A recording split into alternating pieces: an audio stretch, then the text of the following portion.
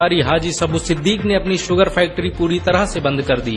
ये फैक्ट्री इतनी बड़ी थी कि इसके जरिए बनाई गई शुगर पूरे इंग्लैंड में इस्तेमाल की जाती थी। बहुत कम लोग जानते हैं कि बाटा कंपनी भी मुसलमानों की थी, जिसे असहयोग आंदोलन के दौरान एक अंग्रेज ने खरीद लिया था। आपको ये जानकर शायद हैरानी हो कि भगत सिंह का केस लड़ने वाला शख्स भी एक मुसलमान था। बैरिस्टर आसिफ अली ने भगत सिंह का केस तब लड़ा जब कोई भी भगत सिंह का साथ देने को तैयार नहीं था। इंकलाब जिंदाबाद का नारा देने वाले हसरत मोहानी भी एक मुसलमान थे।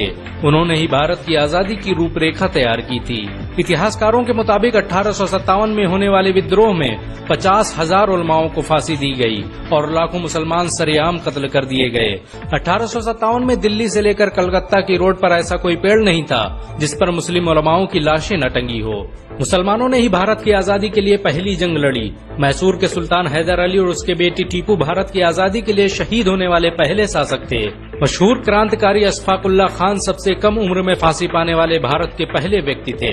बहुत कम लोग जानते हैं कि जय हिंद का नारा एक मुसलमान आबिद हसन सफानी ने दिया था। ये नारा आज भी भारतीय सेना और शासकीय प्रणाली में सम्मान स्वरूप इस्तेमाल किया जाता है। तिरंगे का निर्माण करने वाली सुरैया तैयब जी भी एक मुसलमान थी। उन्होंने ही भारत के राष्ट्रीय ध्वज को वर्तमान रूप दिया था। कानपुर में पैदा होने वाले अजीमुल्लाह खान ने ही मादरे वतन भारत की जय का नारा दिया था, जिसमें बाद में कुछ सांप्रदायिक लोगों ने माता शब्द को जोड़ दिया। आपको ये जानकर शायद हैरानी हो कि भारत का पहला राष्ट्रीय गीत अजीमुल्लाह खान ने ही लिखा था। बहुत कम लोग जानते हैं कि मौलाना कासिम नानोतवी ने दारुल उलूम देवबंद की स्थापना अंग्रेजों को भारत से निकालने के लिए की थी।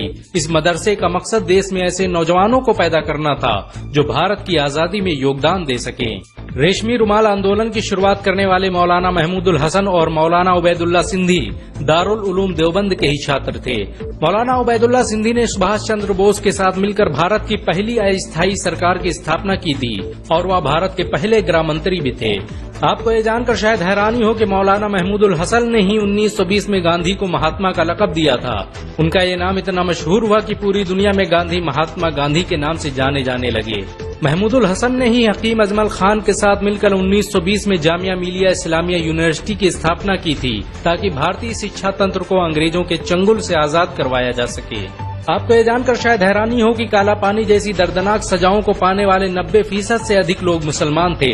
अंडमान निकोबार में आज भी सबसे ज्यादा कब्रें मुसलमानों की हैं। मुसलमानों के अलावा दूसरे लोगों ने काला पानी से बचने के लिए न सिर्फ माफीनामे लिखे बल्कि अंग्रेजों की मुखबिरी भी की। मुसलमानों ने ही अंग्रेजों के खिलाफ सबसे पहले हथियार उठाए। 1772 में शाह अब्दुल अजीज ने अंग्रेजों के खिलाफ फतवा देते हुए ऐलान किया कि अंग्रेजों की गुलामी हराम है और हर मुसलमान पर फर्ज है कि वो अपने मुल्क और देश की आजादी के लिए खुद को कुर्बान कर दे। 1857 में होने वाले विद्रोह की प्लानिंग एक मुसलमान मौलवी अहमदुल्ला शाह ने की थी। वो भारत के अकेले इंसान थे जिन पर अंग्रेजों ने 50,000 रुपए का इनाम रखा था। यह रकम इतनी बड़ी थी कि राजा जगन्नाथ ने पैसों की लालच में आकर अहमदुल्ला शाह की मुखबरी कर दी और अंग्रेजों ने उन्हें शहीद कर दिया। बहुत कम लोग जानते हैं कि 1857 में शहीद होने वाले 90% लोग मुसलमान थे। जालियांवाला बाग में जनरल डायर की गोलियों का निशाना बनने वाले अधिकतर लोग भी मुसलमान थे। भारत की आजादी का नेतृत्व करने वाले संगठन इंडियन नेशनल कांग्रेस के 9 से अधिक प्रेसिडेंट मुसलमान रहे।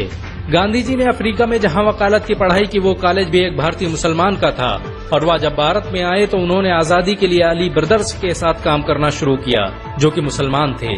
बहुत कम लोग जानते हैं कि 1921 में केरल के मुसलमानों द्वारा अंग्रेजों के खिलाफ लड़ी गई जंग में 3000 से अधिक मुसलमान शहीद हुए थे और 50,000 मुसलमानों के जेल में कैद कर दिया गया था। ये आंदोलन मोपला मुस्लिम आंदोलन के नाम से जाना जाता है। 1942 में शुरू हुए भारत छोड़ो आंदोलन की रूपरेखा मौलाना अबुल कलाम आजाद ने तैयार की थी। संविधान निर्माता डॉक्टर भीमराव अम्बेडकर को पहचान दिलाने में मुसलमानों का बड़ा योगदान रहा है। 1946 में जब भीमराव अम्बेडकर दलित होने की वजह से इलेक्शन हार गए तो बंगाल मुस्लिम लीग ने उन्हें मुस्लिम इलाके से इलेक्शन लड़ने की दावत दी। इस तरह भीमराव अम्बेडकर संविधान सभा का हिस्सा बन सके। अगर मुसलमान भीमराव अम्बेडकर को इलेक्शन न जिताते तो उन्हें कभी भारत के संविधान को लिखने का मौका न मिलता।